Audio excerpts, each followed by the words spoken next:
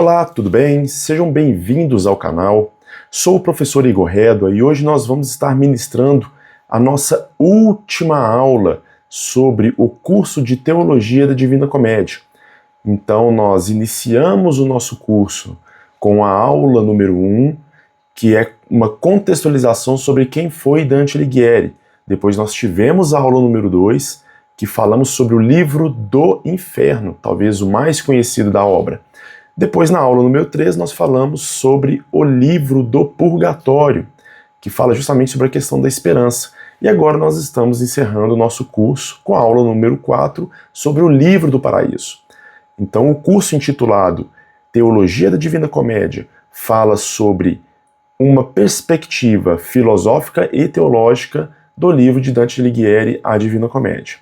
Então, antes de mais nada, peço para que vocês curtam os vídeos, compartilhem esses vídeos, se inscrevam no canal e ativem os sininhos de notificação para que próximas videoaulas, próximas instruções, cada um de vocês fique sabendo aí quando dos seus lançamentos, tá ok? Então, sem mais delongas, vamos iniciar a nossa aula 04, findando o nosso curso, a Teologia da Divina Comédia. Bom, então qual que é o contexto teológico do Paraíso de Dante Alighieri, do livro do Paraíso? Primeira pergunta que eu lanço, você já imaginou como que seria ver o próprio Deus face a face? Pois é exatamente essa jornada que Dante Alighieri descreve no Paraíso. É a parte final da sua obra, que é a Divina Comédia, Então assim, para a gente entender o livro do Paraíso, a gente precisa olhar além da poesia, e entrar no contexto teológico de Dante Alighieri, que sustenta tudo que Deus escreveu. Depois de passar pelo inferno e pelo purgatório, que são as aulas respectivamente número 2 e número 3, Dante chega ao destino final da alma, que é o encontro com o divino. Então, no paraíso, é a representação da visão beatífica, ou seja, o momento em que o ser humano contempla Deus em sua plenitude, o objetivo último da vida, segundo a teologia cristã. E tudo no paraíso ele gira em torno de uma ideia central. Qual que é essa ideia central? Que é justamente o amor, que move o Sol e as outras estrelas. Essa que é a força que sustenta o universo, o amor divino, origem e fim de todas as coisas.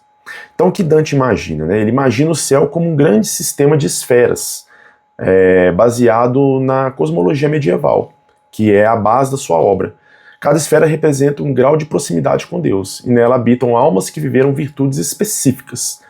Então vai da Lua, onde estão os que quebraram os votos por fraqueza humana, até o Sol, que é a morada dos teólogos e sábios. E o Empírio, que é o lugar da presença eterna de Deus além do tempo e do espaço.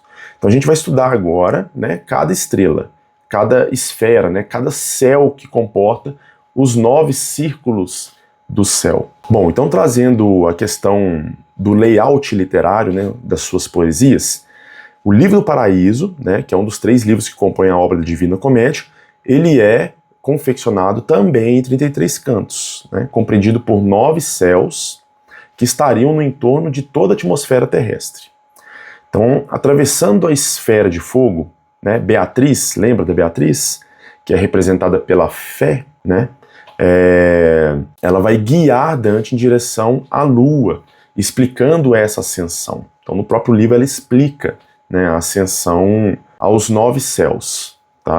Então, o primeiro céu, que é o antiparaíso. Então, é o céu da Lua. Aqui é regido pela inteligência dos anjos. Então, é importante a gente salientar aqui que os 9 céus, as 9 esferas, os 9 círculos do paraíso, ele é representado pelos 9 coros angélicos. Então a gente vai ver que dentro da hierarquia dos anjos existem 9 categorias, se é que podemos dizer. E aí a gente vai do anjo até os serafins, passando aí pelos arcanjos, pelos príncipes, pelas potestades, pelos tronos, e segue essa cadeia hierárquica, Então, voltando aqui à questão do primeiro céu, que é o antiparaíso, é o céu da Lua, regido pela inteligência dos anjos. Estão aqui localizado a alma dos bem-aventurados, que não cumpriram seus votos, pois não tiveram atos heróicos frente às tentações do mundo. Ou seja, são pessoas que morreram no plano terrestre em estado de graça, em amizade com Deus. Entretanto, né, apesar de terem sido os bem-aventurados por morrerem em estado de graça, ou seja, em amizade com Deus, eles não tiveram atos heróicos, né, para vencer as tentações do mundo. Bom, segundo céu, o céu de Mercúrio. Aqui ele é regido pelos arcanjos. Aqui se encontram os que praticaram boas obras, mas visando as recompensas humanas, do que por amor a Deus. É como se fosse aquela alma que também padece na vida terrena em estado de graça, em amizade com Deus, mas que tinha mais medo, talvez, de ir para o inferno do que por amor a Deus, né? Como uma questão prioritária, amor a Deus como uma questão de prioridade. Então aqui se encaixam essas almas, né? Praticaram boas obras, são almas que terminaram a sua vida terrena em amizade com Deus e só que, né, teve um pequeno desvio, né, no que tange ao desenvolvimento de virtudes, porque estavam mais pensando nas recompensas humanas do que o amor próprio para Deus. O terceiro céu, que é o céu de Vênus, aqui acolhe os que muito amaram por vontade, ou seja, tiveram uma retidão dentro das suas vontades voltadas para Deus, para amar a Deus. E esses foram recebidos, né, foram intermediados, aliás, pela graça divina. Então ali, nesse terceiro coro, né, nesse terceiro céu, está o terceiro coro dos anjos, que são os príncipes, né? Então os príncipes habitam este local, ok? Quarto céu, o do Sol. Então aqui se reúnem os doutores da igreja, aqueles tantos teólogos como filósofos, como Santo Tomás de Aquino, né? Santo Agostinho, dentre outros. E aqui indica também, né, os bem-aventurados na vida contemplativa.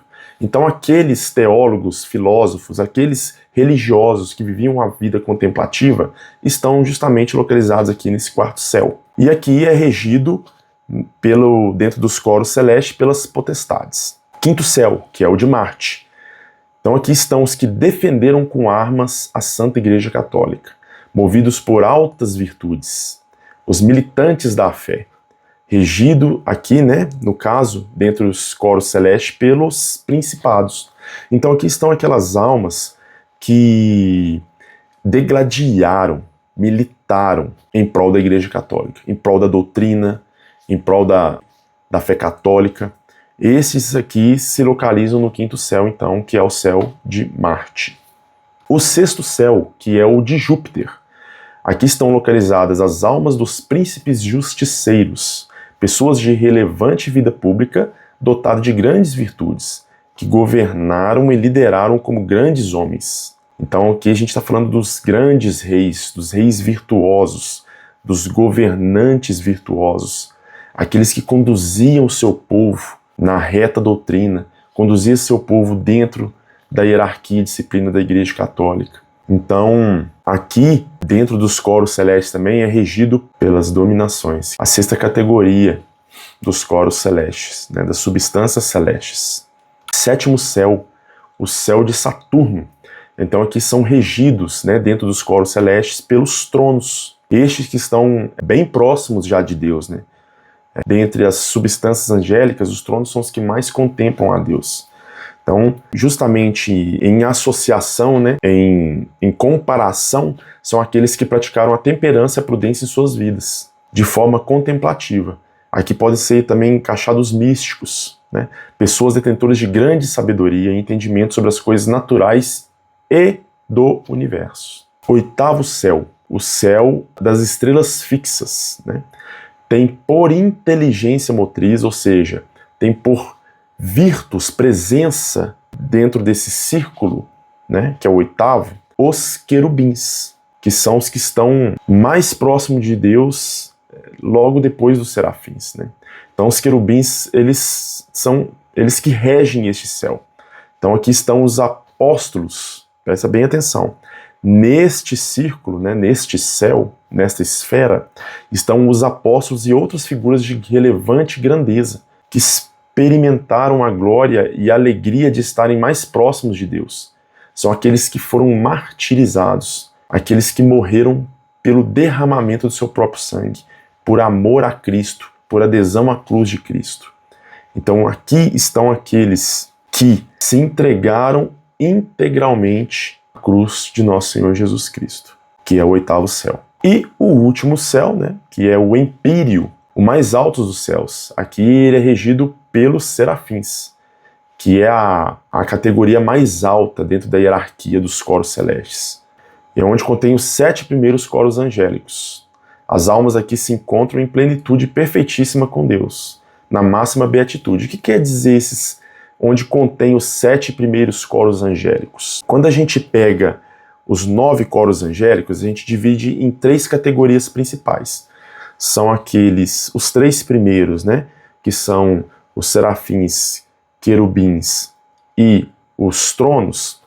Eles estão contemplando Deus face a face. Então, essa seria a primeira categoria, que são 3 coros angélicos dentro dessa categoria. Depois, numa segunda categoria, teríamos ali as substâncias celestes que são responsáveis pela manutenção do cosmos, a manutenção do universo, que seriam ali as virtudes, as potestades e as dominações. Uma última categoria, que são aquelas que levam os desígnios de Deus para com os homens, que são os príncipes, os arcanjos e os anjos. Então, os 7 primeiros coros angélicos, né, que iria lá dos serafins até os príncipes, estes, vamos dizer assim, que eles transitam, né, dentro desses, de todos os coros angélicos, de todos os céus, na verdade, inclusive o 9º céu, que é o céu que está mais próximo de Deus. Então eles conseguem transitar esses 7 coros angélicos, transitar dentro desses 9 céus, tá? Só para a gente conseguir entender essa questão aí de por que, né, ali nesse 9º céu contém os 7 primeiros coros angélicos, porque eles conseguem transitar nesse inteirinho aí. Bom, fechamos aqui então, né, os 9 céus, e aí a gente consegue entender melhor os 9 círculos, né, do céu, compreendido aí pelos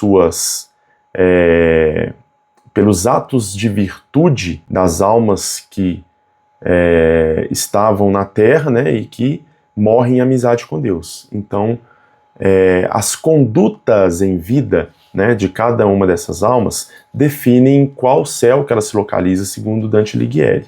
Então agora a gente vai fazer um panorama, já fechando já a nossa aula. Portanto, este livro ele é uma jornada espiritual, que vai do humano ao divino, da razão à fé. Então Dante ele não descreve no vazio, né? Ele é profundamente influenciado pelos grandes pensadores cristãos. E aí a gente tem, né, 2 grandes referências, né, de Dante Alighieri, que é Santo Tomás de Aquino, né, que traz a ideia de que a razão humana pode chegar perto da verdade divina, mas só a graça pode contemplá-la. E do próprio Santo Agostinho, que vem aí a noção de que tudo que existe tende para o amor de Deus. E do próprio Aristóteles, né, da visão de um cosmos ordenado e racional. Tudo isso se mistura num verdadeiro universo teológico e poético.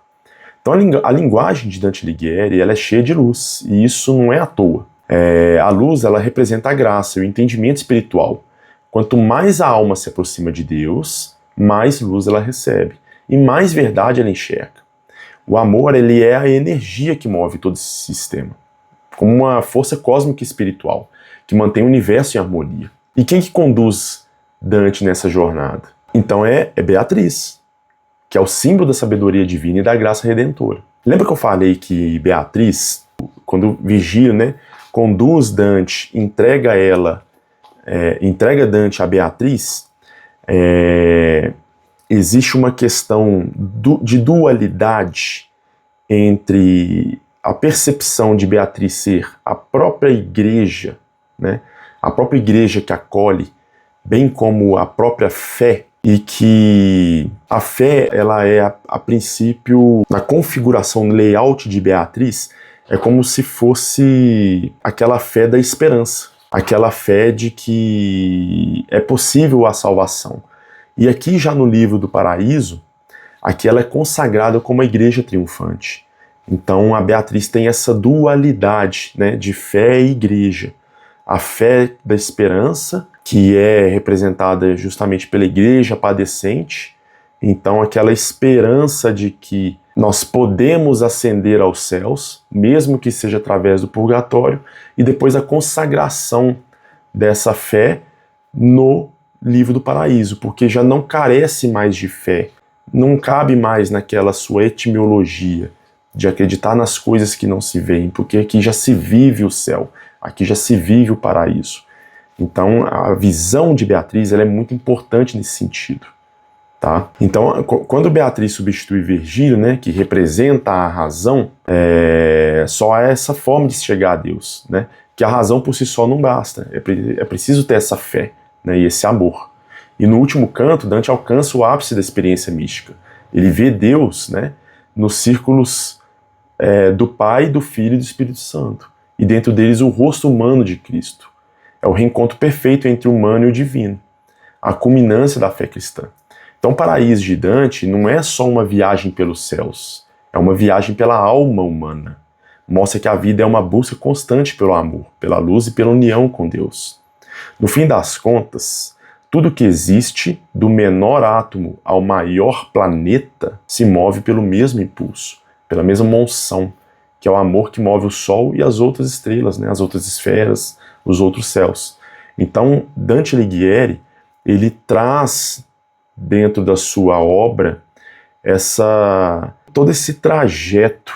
Então ali existe uma definição na nossa morte de que nós só temos dois caminhos, o inferno ou o céu. Não existe um estado diferente dessas duas realidades, porque o inferno é uma realidade, assim como o céu também é uma realidade. Então só que a obra de Dante, ele coloca ali na questão do inferno como uma coisa temível, e é o que nós deveríamos realmente temer, porque o inferno ele existe, e ele traz também a esperança de sermos salvos através de um processo de purificação, que é o próprio purgatório. Ali, a alma que está no purgatório, ela já está salva, mas ela precisa ser purificada.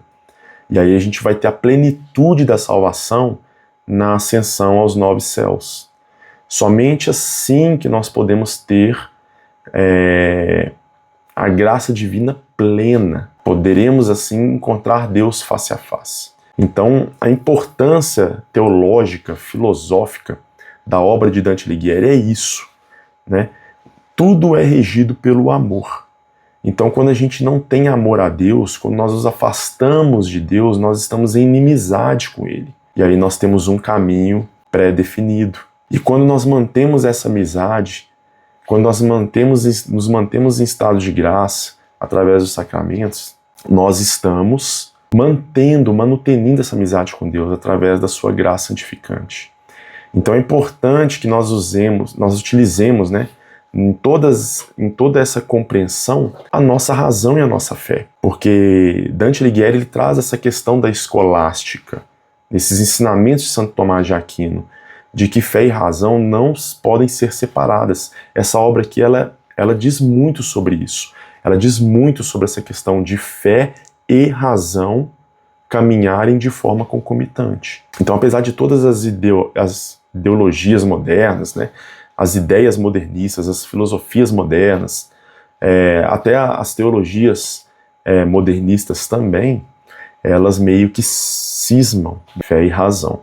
E essa obra mostra justamente que existe uma compreensão da razão através da luz natural da própria razão. E existe uma compreensão sobrenatural que aí precisa de uma luz divina, que é a luz sobrenatural da graça, ao qual nós não conseguimos alcançar a plenitude da sabedoria humana. Porque a gente só consegue a plenitude da sabedoria humana através da graça santificante, para nós termos a sabedoria divina também. Então, essa obra de Dante Alighieri, ela traz justamente este contexto, de que tudo é pelo intermédio do amor.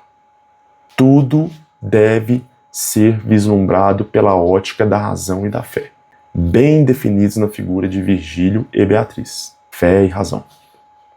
Bom, então nós estamos encerrando a nossa aula número 4, que é a aula do livro, sobre o livro do Paraíso. Estamos encerrando esse curso. Quero agradecer a cada um que acompanhou esse curso desde o início, né, acompanhou as aulas. Peço para que no decorrer das aulas aí lancem perguntas, né, que quem sabe a gente pode até depois gravar um vídeo aí no final de esclarecimentos de dúvidas, tá bom? Então, agradeço pela participação de todos. Nós estaremos lançando no canal aqui novos vídeos, novos cursos. Então, fiquem atentos, fiquem ligados. Peço para que continuem, né, fazendo os compartilhamentos desses vídeos, compartilhem essas aulas. Eu vou deixar aqui o link de outras aulas também, que antecederam a essa. Vou deixar também uma playlist só do curso de Teologia da Divina Comédia, para que vocês possam também compartilhar aí e ofertar esse curso, né, que é gratuito aí para todas as pessoas aí que vocês acharem que esse curso aqui pode tocá-las de alguma forma ou de outra, principalmente nessa questão sobre a ótica da razão e da fé, sobre a luz natural da razão e a luz sobrenatural da graça. Fiquem com Deus e até a próxima instrução.